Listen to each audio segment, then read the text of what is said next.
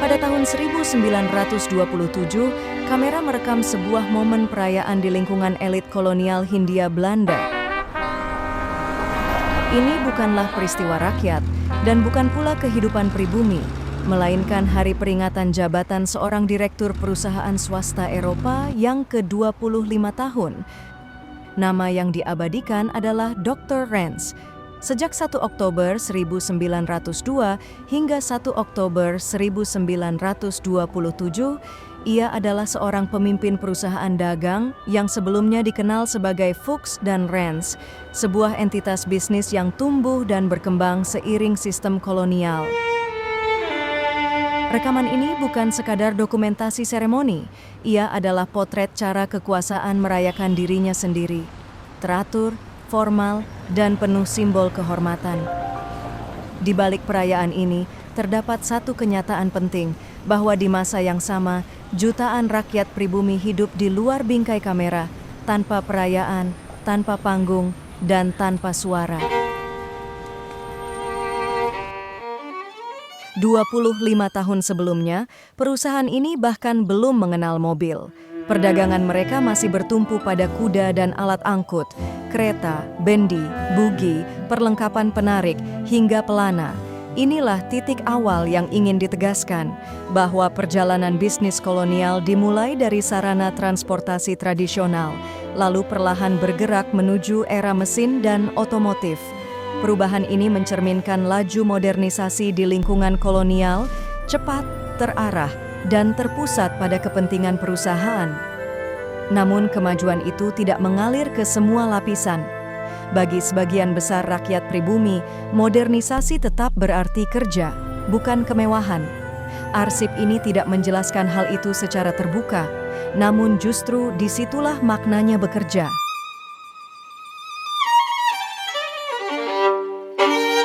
Pada masa itu, gedung seperti ini menjadi pusat kegiatan perusahaan, markas awal sebuah bisnis kolonial yang kelak berkembang seiring perluasan kota dan ekonomi.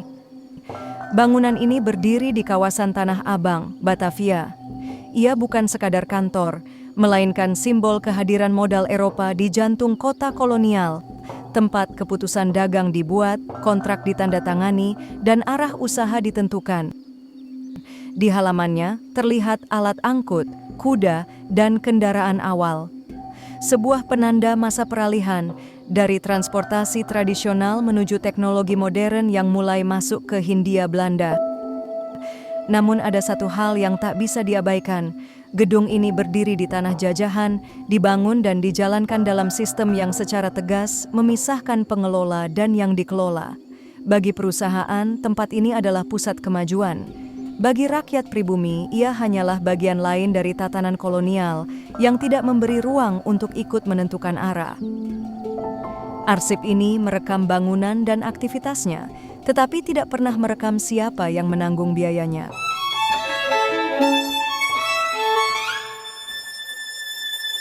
Pada 1907, arah usaha mulai berubah. Perusahaan ini memutuskan untuk masuk ke dunia otomotif. Keputusan itu bukan sekadar mengikuti tren, ia menandai pergeseran besar dari perdagangan berbasis tenaga hewan menuju mesin dan teknologi modern. Mobil yang terlihat di sini bukan alat transportasi biasa. Ia adalah simbol status, kemajuan, dan jarak sosial, kendaraan yang hanya bisa diakses oleh segelintir orang di lingkungan kolonial. Di sekelilingnya, terlihat sosok-sosok pribumi. Mereka hadir sebagai pengemudi, pembantu, atau sekadar pelengkap visual, bagian dari sistem, namun bukan penentu arah. Modernisasi memang berjalan, tetapi ia tidak pernah datang sebagai milik bersama. Bagi perusahaan dan elit kolonial, mobil adalah masa depan. Bagi rakyat pribumi, ia hanyalah bukti bahwa kemajuan punya pintu, dan tidak semua diizinkan masuk.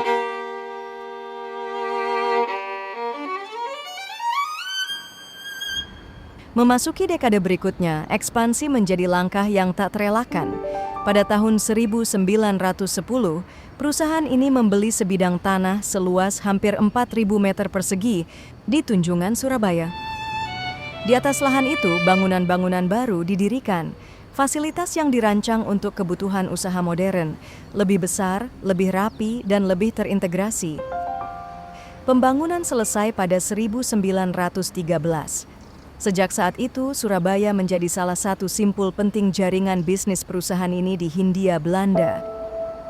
Bangunan yang terlihat bukan sekadar ruang usaha, ia menandai perluasan kekuasaan ekonomi dari Batavia ke kota-kota pelabuhan utama, mengikuti arus perdagangan, modal, dan distribusi kolonial. Di balik fasad yang kokoh dan kendaraan yang terparkir rapi, terdapat sistem kerja yang berjalan satu arah. Bagi perusahaan, ekspansi berarti pertumbuhan. Bagi rakyat pribumi, ia seringkali berarti jarak yang semakin jauh dari pusat kendali. Arsip ini memperlihatkan hasil akhirnya, tetapi tidak pernah memperlihatkan proses sosial yang menyertainya.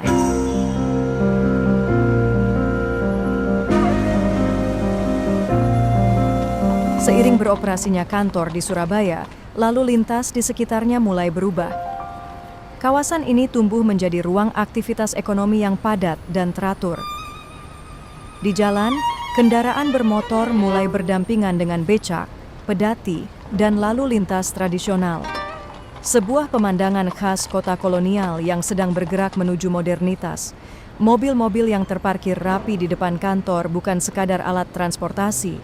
Ia menandai ritme baru kehidupan kota, lebih cepat, lebih terukur, dan semakin terpisah secara sosial.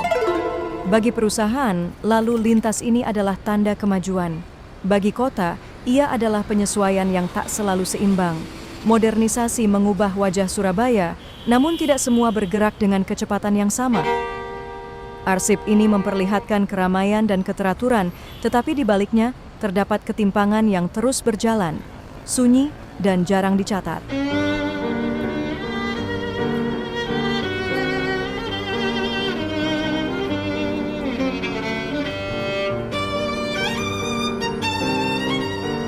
Di depan halaman gedung, tampak sang pengelola bersama stafnya.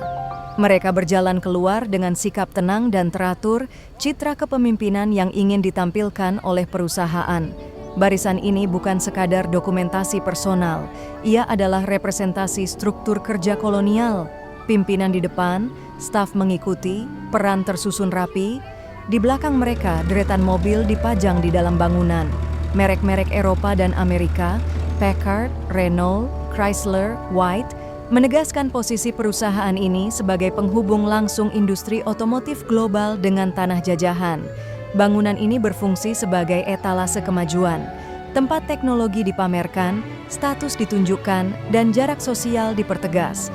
Bagi perusahaan, inilah wajah profesionalisme.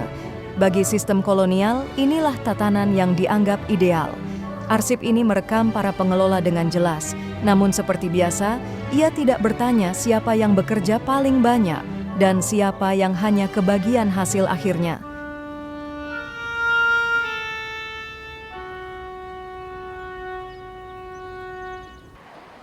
Kita kini beralih ke Sumatera Timur di awal dekade 1920-an. Di Medan, sebuah perhelatan besar digelar, Jaarbeurs dan Pasar Malam. Acara ini berlangsung pada 31 Agustus hingga 6 September 1923, diselenggarakan untuk memperingati jubileum pemerintahan Ratu Wilhelmina. Jaarbeurs, pameran tahunan, berfungsi sebagai etalase ekonomi kolonial. Produk industri, perdagangan, dan hasil wilayah perkebunan dipamerkan sebagai simbol kemajuan Oostkust van Sumatra. Di sisi lain, pasar malam menghadirkan hiburan, keramaian, dan tontonan publik. Dua wajah kolonialisme hadir dalam satu ruang, perayaan ekonomi di siang hari dan hiburan massa di malam hari. Rekaman ini dibuat oleh Karel Johannes John di Medan atas penugasan Panitia Jubileum Wilayah Sumatera Timur. Yang terlihat di awal adalah pintu masuk Jaarbeurs dan Pasar Malam, sebuah gerbang yang bukan sekadar akses fisik, melainkan batas simbolik antara yang dipamerkan dan yang hanya datang untuk melihat.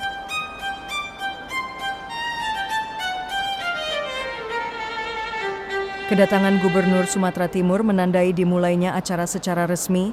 Kehadirannya bukan sekadar seremonial, melainkan penegasan otoritas kolonial atas ruang perayaan ini. Di area perayaan, barisan pejabat dan aparat berdiri rapi, pakaian serba putih, sikap formal, dan tata gerak yang teratur mencerminkan hierarki kekuasaan yang ingin ditampilkan. Pembukaan resmi Jaarbeurs dan Pasar Malam dilakukan di dalam tenda perayaan. Ruang ini menjadi panggung simbolik, tempat kekuasaan berbicara dan kemajuan diproklamasikan.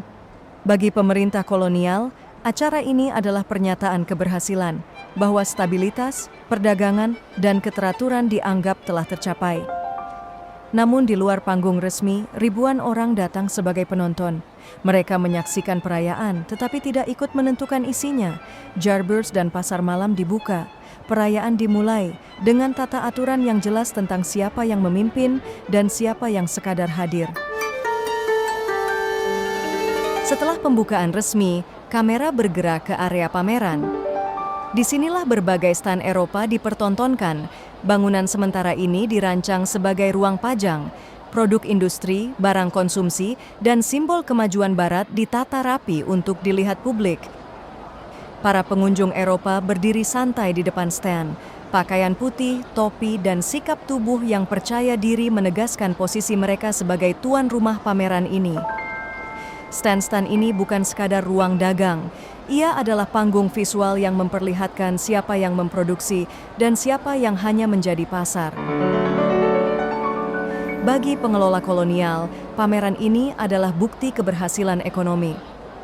Bagi wilayah jajahan, ia menjadi etalase yang menampilkan kemajuan dari luar, bukan dari dalam. Arsip ini merekam keramaian dan keteraturan stan Eropa. Namun ia tidak memperlihatkan dari mana bahan baku berasal dan siapa yang bekerja jauh dari sorotan kamera.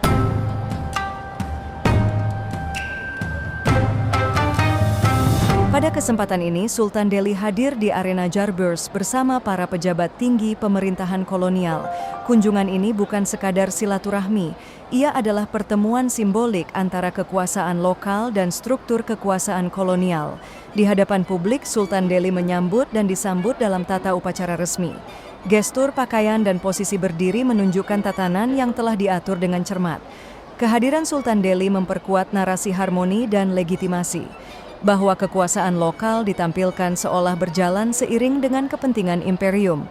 Namun di balik upacara ini, hubungan keduanya tidak pernah sepenuhnya setara. Sultan hadir sebagai penguasa wilayah, namun dalam kerangka politik yang telah dibatasi.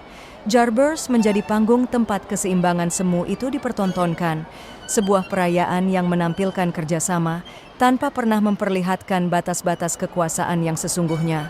Arsip ini merekam momen kehormatan, tetapi ia tidak merekam negosiasi panjang yang membentuknya. Stand firma Goldenberg dan Company.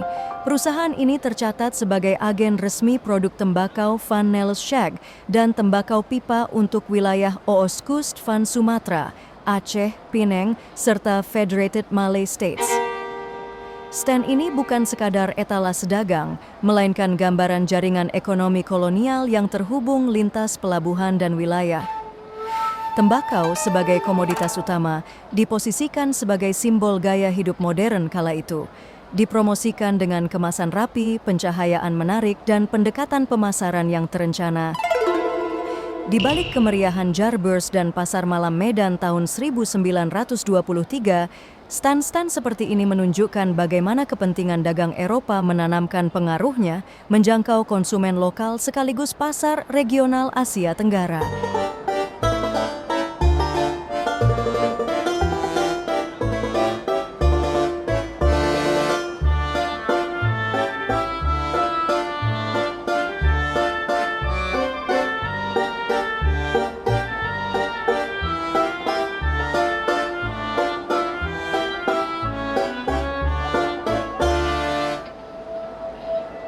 Stand perusahaan dagang Günsel dan Schumacher. Perusahaan ini berperan sebagai agen resmi United States Banden, produk ban kendaraan asal Amerika Serikat. Kehadiran merek otomotif internasional di Jaarbeurs Medan menandai masuknya teknologi transportasi modern ke wilayah Oostkust van Sumatra. seiring meningkatnya mobilitas perkebunan, perdagangan, dan administrasi kolonial. Stand ini mencerminkan perubahan zaman dari jalur tanah dan gerobak tradisional menuju era kendaraan bermotor. Ban sebagai komponen vital menjadi simbol kecepatan, efisiensi, dan kontrol, nilai-nilai yang sangat dibutuhkan dalam sistem ekonomi kolonial. Permainan dan tarian Batak di area pasar malam. Di ruang yang sama, masyarakat Batak menampilkan permainan dan tarian tradisional sebagai hiburan publik. Pertunjukan ini menghadirkan budaya lokal dalam format tontonan, diposisikan sebagai atraksi yang melengkapi suasana pasar malam. Kontras pun terlihat jelas. Di satu sisi, teknologi dan produk industri global dipamerkan sebagai masa depan. Di sisi lain, budaya pribumi ditampilkan sebagai hiburan, terbingkai dalam ruang festival kolonial.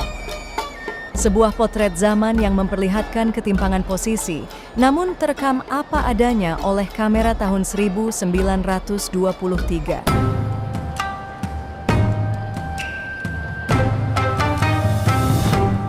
Stand perusahaan Carl Schlepper. Carl Schlepper adalah pabrik pembuat berbagai perkakas berat untuk pertambangan dan pertanian, termasuk peralatan bagi perkereta-apian dan pekerjaan waterstat atau pekerjaan umum. Produk-produk ini dirancang untuk menunjang eksploitasi sumber daya alam, pembangunan infrastruktur, serta pengendalian wilayah kolonial secara teknis dan sistematis. Perkakas yang dipamerkan bukan sekadar alat kerja, melainkan fondasi dari sistem produksi kolonial.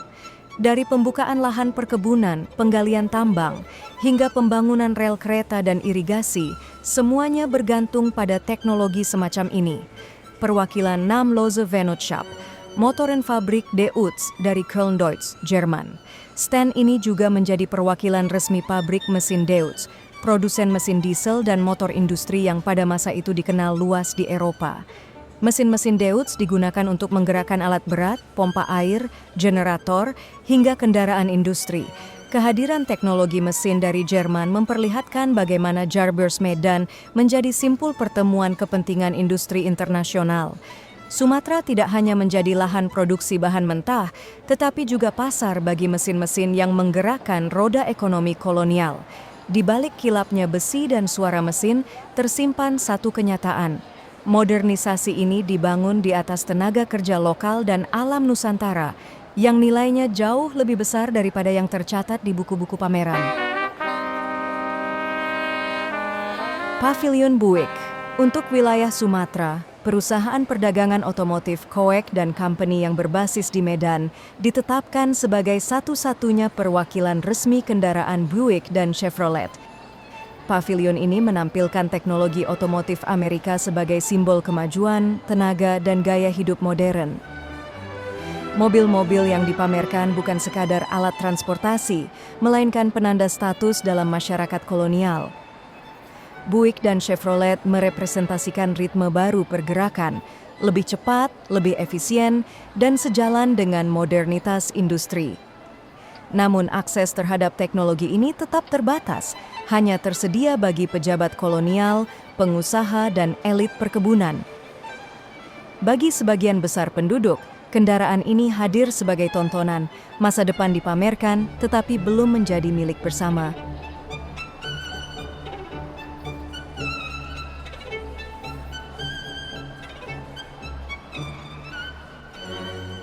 Stand perusahaan Ehrlich.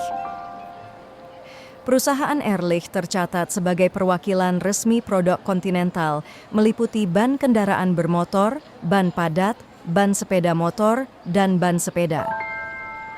Produk-produk ini menjadi bagian penting dari perkembangan transportasi modern di wilayah kolonial. Ban bukan sekadar pelengkap kendaraan, melainkan elemen vital yang memungkinkan mobilitas perkebunan, perdagangan, dan administrasi pemerintahan berjalan lancar. Melalui stand ini, terlihat bagaimana industri pendukung otomotif ikut memperkuat sistem ekonomi kolonial, menjaga agar roda produksi, distribusi, dan pengawasan tetap bergerak. Modernisasi kembali dipresentasikan sebagai kemajuan teknis, namun manfaat utamanya tetap mengalir ke pusat-pusat kekuasaan ekonomi. Kunjungan gubernur ke berbagai stand perusahaan Eropa ini merupakan bagian dari agenda resmi peninjauan kegiatan ekonomi dan industri kolonial. Momen ini menegaskan peran dominan kepentingan industri dan perdagangan kolonial dalam jalannya pameran. Perusahaan Fuchs dan Renz tercatat sebagai salah satu importir resmi mobil penumpang merek Hudson, Essex, Maxwell, dan Renault. Di area stand juga dipamerkan truk white untuk keperluan industri dan logistik, serta ban Firestone, komponen penting yang menunjang kendaraan-kendaraan tersebut. Stand ini menampilkan wajah modern industri otomotif Eropa dan Amerika, sekaligus memperlihatkan bagaimana teknologi transportasi dikaitkan dengan jaringan perdagangan kolonial. Kendaraan dan ban yang dipajang bukan sekadar produk, tetapi simbol status dan kemajuan yang dapat diakses oleh segelintir orang di lingkungan kolonial.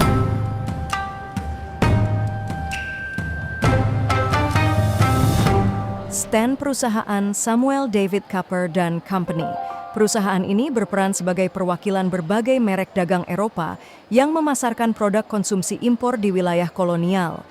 Di stand ini ditampilkan produk tekstil dari William Cosages and Sons Limited, aneka olahan daging dari Gerzon, makanan kaleng produksi Droste, serta biskuit dari Victoria Biscuits. Selain itu, dipamerkan cerutu dari Golmi dan Baar, asal S. Hertogenbosch, perangkat gramofon dan piringan hitam His Master's Voice, coklat produksi Joseph Stores Fry and Sons, serta cerutu dari pabrik cerutu Johannes Wilhelmus Swane dan Putra dari Walre.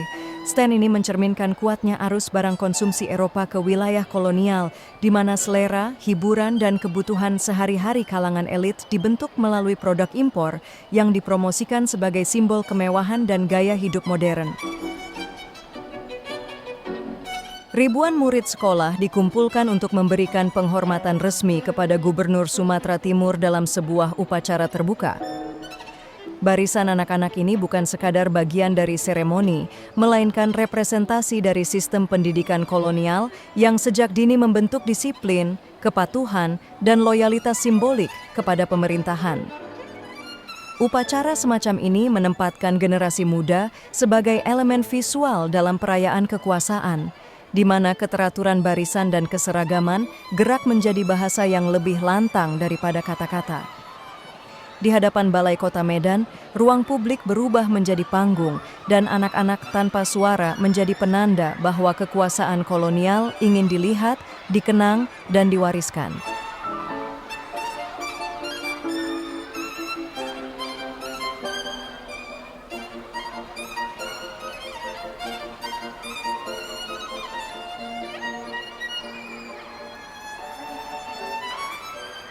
Usai rangkaian acara resmi, Gubernur Sumatera Timur meninggalkan Balai Kota Medan bersama istri dan putrinya.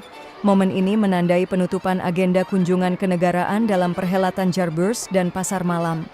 Keberangkatan tersebut direkam sebagai bagian dari narasi resmi pemerintahan kolonial, menampilkan figur penguasa tidak hanya sebagai pejabat, tetapi juga sebagai simbol keteraturan, wibawa, dan kesinambungan kekuasaan.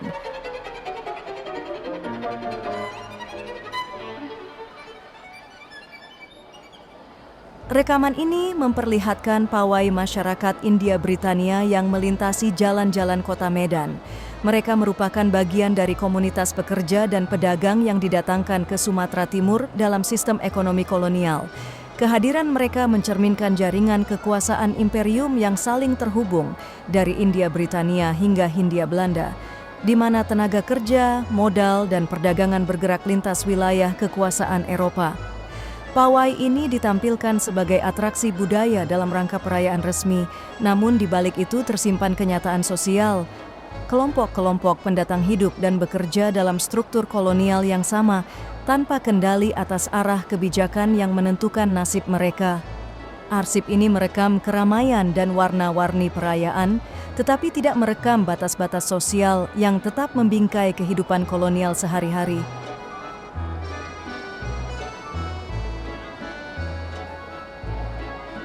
Rekaman ini menampilkan pertandingan sepak bola berkostum yang digelar di lapangan Delhi Sport Vereniging. Acara seperti ini merupakan bagian dari rangkaian pesta olahraga dan hiburan dalam perayaan kolonial. Sepak bola yang diperkenalkan oleh bangsa Eropa di sini ditampilkan sebagai tontonan ringan, bukan sekadar olahraga, melainkan hiburan sosial bagi kalangan tertentu.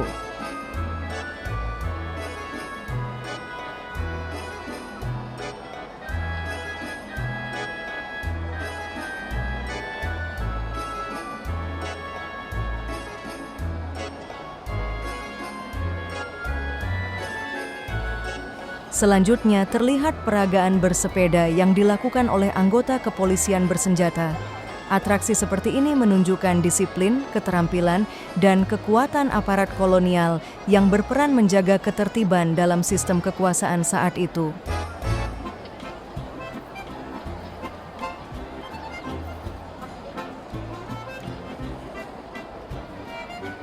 Kamera kemudian merekam kehadiran panitia wilayah yang bertanggung jawab atas penyelenggaraan seluruh rangkaian kegiatan olahraga dan atletik. Mereka menjadi representasi administratif kolonial yang mengatur jalannya perayaan secara terstruktur dan resmi.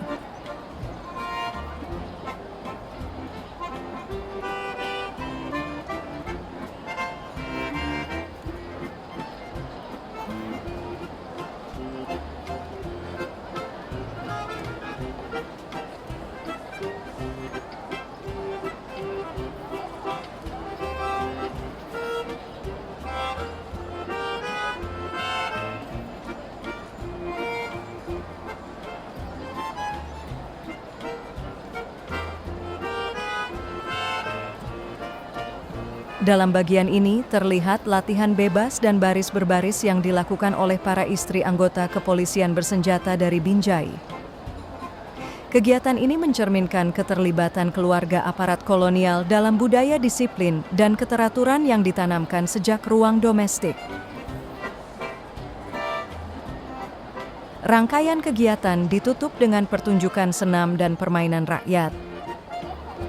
Hiburan ini ditampilkan sebagai bagian dari pesta bersama, menghadirkan kesan kebersamaan dan kegembiraan di ruang publik. Namun, seluruh kegiatan ini tetap berlangsung dalam kerangka perayaan kolonial, di mana hiburan, olahraga, dan keteraturan sosial berjalan seiring dengan struktur kekuasaan yang tidak setara.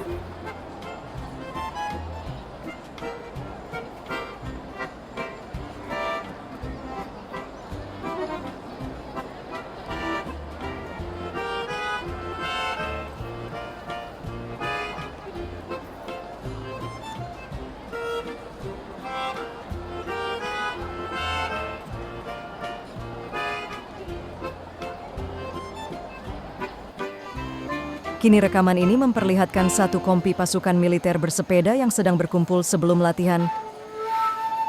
Sepeda digunakan sebagai sarana mobilitas cepat, efisien, dan sesuai dengan kebutuhan militer pada masa itu. Di tengah barisan, para perwira terlihat mendiskusikan latihan yang akan dilaksanakan. Pembahasan ini mencakup rute, formasi, dan skenario gerak pasukan, menunjukkan tingkat perencanaan dan disiplin yang menjadi ciri organisasi militer kolonial. Pasukan bersepeda berperan penting dalam pengamanan wilayah, terutama untuk patroli, pengiriman pesan, dan respons cepat di area perkotaan maupun perkebunan.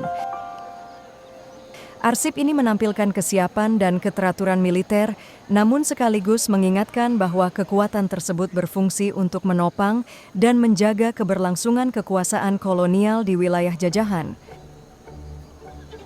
Setelah persiapan dan pengarahan, latihan militer resmi dimulai. Pasukan bergerak serentak, mengikuti perintah dan formasi yang telah ditentukan. Pasukan bergerak cepat melintasi berbagai medan. Para prajurit bersepeda melaju menembus beragam area dan kontur medan. Latihan ini dirancang untuk menguji ketahanan fisik, koordinasi, serta kemampuan bergerak cepat dalam kondisi yang berubah-ubah. Kecepatan dan keteraturan menjadi kunci, menunjukkan bagaimana mobilitas dijadikan keunggulan taktis militer kolonial. Arsip ini merekam gerak pasukan yang dinamis dan terorganisasi, sekaligus menegaskan bahwa kekuatan tersebut dibangun untuk memastikan kendali dan ketertiban di wilayah yang berada di bawah kekuasaan kolonial.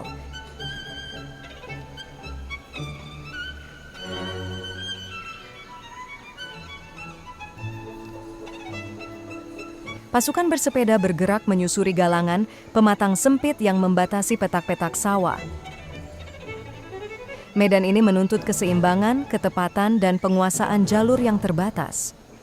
Latihan di area persawahan menunjukkan kemampuan pasukan untuk bergerak tidak hanya di jalan kota, tetapi juga di wilayah pedesaan yang menjadi bagian penting lanskap kolonial. Bagi militer, pematang sawah adalah jalur taktis. Bagi rakyat tani, pematang ini adalah ruang kerja dan sumber penghidupan.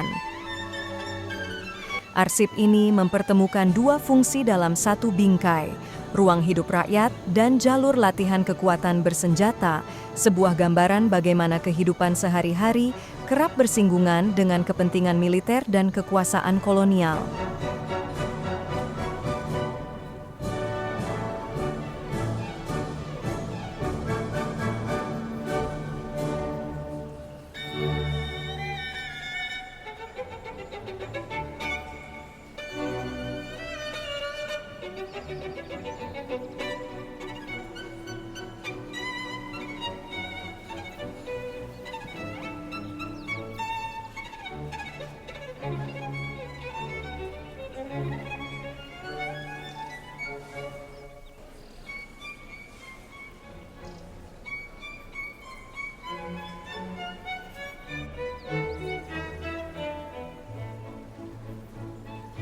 Pasukan bersepeda melintasi jembatan-jembatan sempit yang biasa digunakan infanteri. Lintasan ini dirancang untuk menguji kelincahan, keseimbangan, serta kemampuan bergerak di jalur terbatas dan rawan. Latihan semacam ini memperlihatkan kesiapan pasukan dalam menghadapi rintangan alami maupun buatan, baik di wilayah pedesaan maupun area perkebunan. Jembatan kecil ini, dalam kehidupan sehari-hari, berfungsi sebagai penghubung antar ladang dan kampung. Namun, dalam latihan militer, ia berubah menjadi bagian dari simulasi operasi. Arsip ini kembali menegaskan satu hal: ruang hidup masyarakat kerap dijadikan medan latihan kekuasaan, tanpa pernah benar-benar menjadi milik mereka sendiri.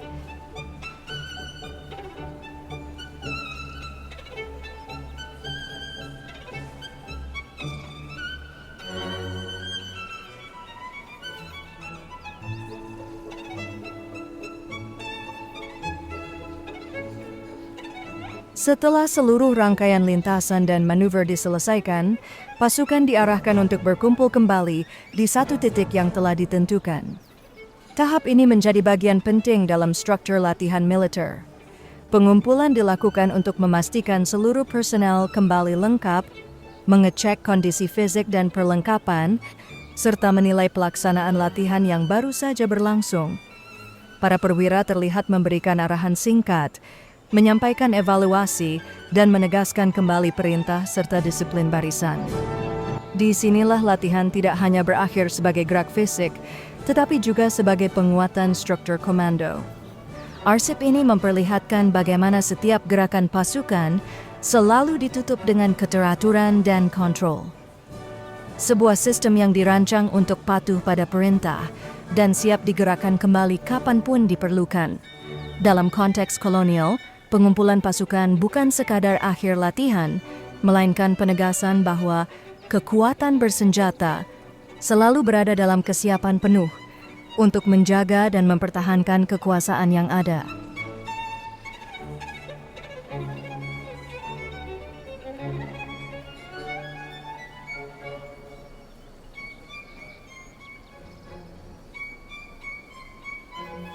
Rekaman ini membawa kita ke sekitar tahun 1912, memperlihatkan keberadaan Korps Sukarelawan di pantai timur Sumatera. Satuan ini dibentuk pada tahun 1903 dengan tujuan menjaga ketertiban di wilayah pedalaman, serta disiapkan untuk menghadapi ancaman dari luar. Korps ini terdiri dari struktur yang jelas dan terorganisasi. Tercatat 31 perwira, 460 anggota Eropa, serta 180 bintara dan prajurit pribumi. Susunan ini mencerminkan pembagian peran dan hierarki yang berlaku dalam sistem militer kolonial. Sebagian besar anggota korps ini berasal dari kalangan sipil,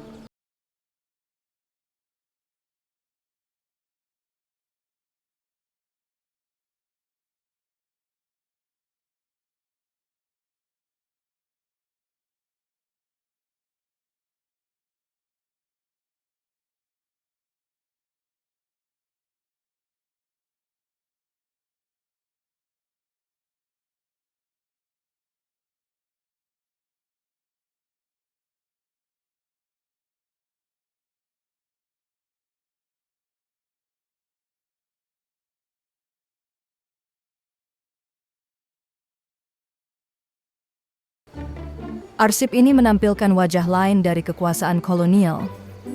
Bukan hanya administrasi dan perdagangan, tetapi juga keterlibatan langsung warga Eropa dalam menjaga struktur dominasi di wilayah jajahan. Di balik barisan yang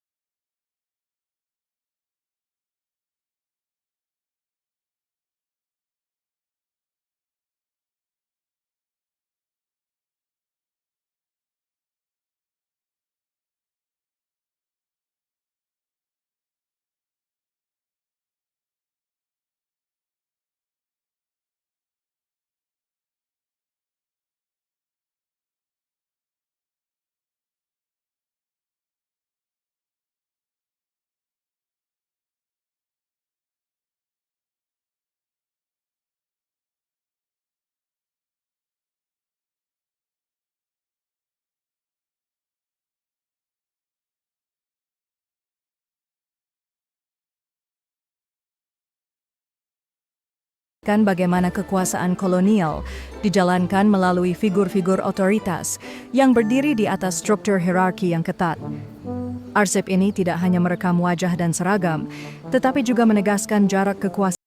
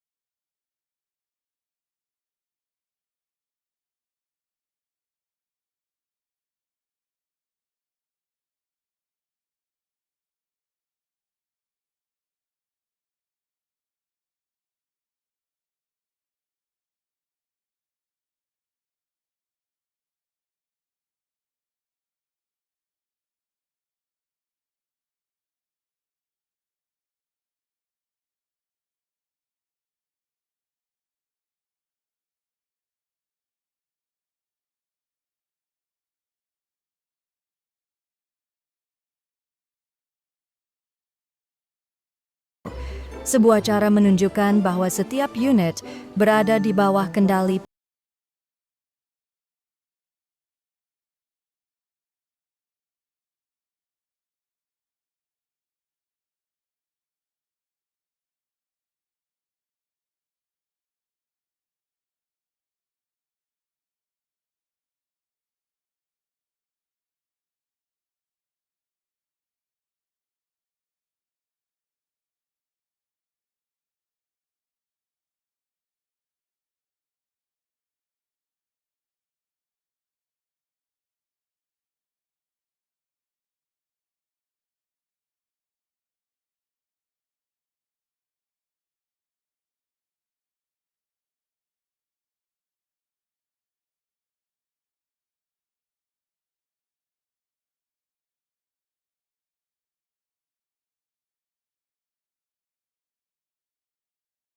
Informasi mengalir dari bawah ke atas, sementara keputusan dan arahan bergerak dari atas ke bawah.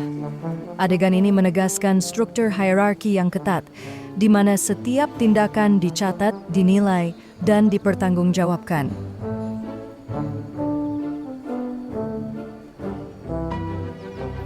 Kini rekaman menampilkan latihan tempur dengan skenario serangan frontal. Pasukan bergerak maju secara serentak, mengikuti komando dan formasi yang telah ditetapkan. Latihan ini dirancang untuk melatih keberanian, koordinasi, serta kesiapan menghadapi situasi pertempuran terbuka. Setiap gerakan menuntut kepatuhan mutlak terhadap perintah. Serangan frontal mencerminkan doktrin militer pada masanya, kekuatan, disiplin, dan tekanan langsung sebagai cara menguasai medan. Namun penting untuk diingat, latihan-latihan ini tidak berlangsung dalam ruang hampa. Ia disiapkan untuk menghadapi konflik nyata di wilayah yang berada di bawah kekuasaan kolonial. Arsip ini tidak pernah berbicara tentang rakyat. Ia berbicara tentang kekuasaan, tentang perusahaan yang merayakan jabatan, pameran yang memamerkan kemajuan, dan olahraga yang menjadi hiburan bagi kalangan tertentu. Ketika kamera bergerak ke jalan, ke lapangan, dan ke barak, yang terlihat tetap sama, keteraturan, disiplin, dan kontrol. Militer hadir bukan sebagai pelengkap, melainkan sebagai penyangga, menjaga agar semua yang disebut kemajuan tetap berada di jalurnya. Yang tidak berubah dari awal hingga akhir adalah satu hal, siapa yang mengatur dan siapa yang diatur. Arsip ini rapi, gambarnya tenang. Namun di balik ketenangan itu terdapat sistem yang membatasi, memilah, dan menentukan hidup banyak orang. Dokumenter ini tidak dibuat untuk menghakimi masa lalu, tetapi untuk membacanya dengan jujur. Karena sejarah tidak selalu keras dalam suaranya, kadang ia justru paling tajam saat disajikan dengan tenang. Saatnya Failure Channel undur sejenak. Dan untuk para pecinta sejarah yang cerdas dan mantap, terima kasih banyak sudah menyimak. Sampai jumpa di lembar sejarah berikutnya hanya di Failure Channel. Obaka-san.